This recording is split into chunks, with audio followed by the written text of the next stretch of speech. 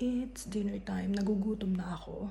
Pero tinatamad akong magluto kaya gagawa lang ako ng anything quick and easy. Okay, what do we have in here? Meron akong pork crumb na nabili ko sa Drake's on Special.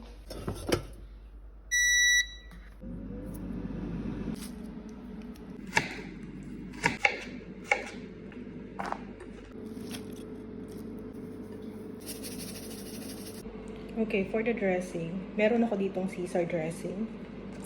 I know it's not Caesar salad, pero pwede naman siya, diba? Okay, oops.